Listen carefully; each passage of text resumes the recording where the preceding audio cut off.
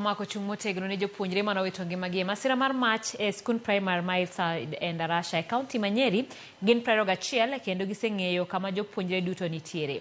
Ma oyangi gi jatend migawo mar arita Kithure Kindiki manotimo limbe na Romoru Level 4 Hospital kama ne chenro mar Bero ne ringre go ne dhi e nyime.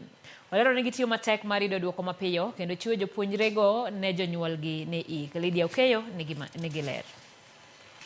Ataro mar weche moko mosebedo kaliekore ni jopuonjre moko pok ong'e kama nitiere bang' masira mar mach muche skund primar ma Hillside Endarasha.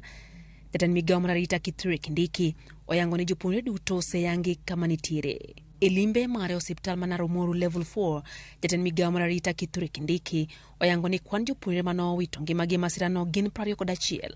Jopuonjre 3 pod nitiere kuonde thieth ka jopuonjre ma odong' to nitiere mier gi jonyuolgi. Out of the 843, the children who were enrolled as boarders, as children sleeping in the school, 330.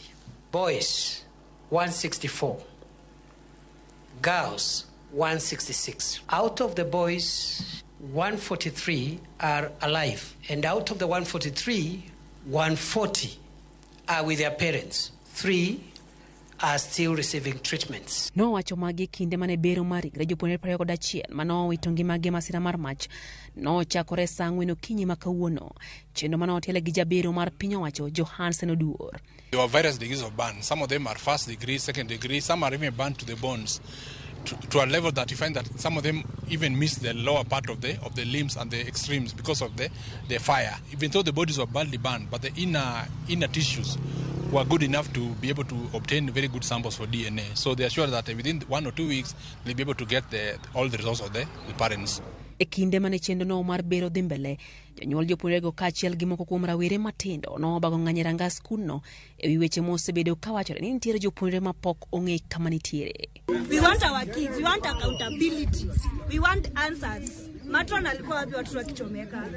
Why was the emergency door closed? Kwa nini? We want answers.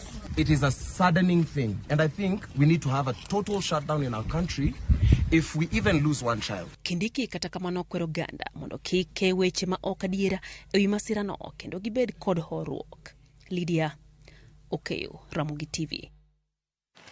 Rowere County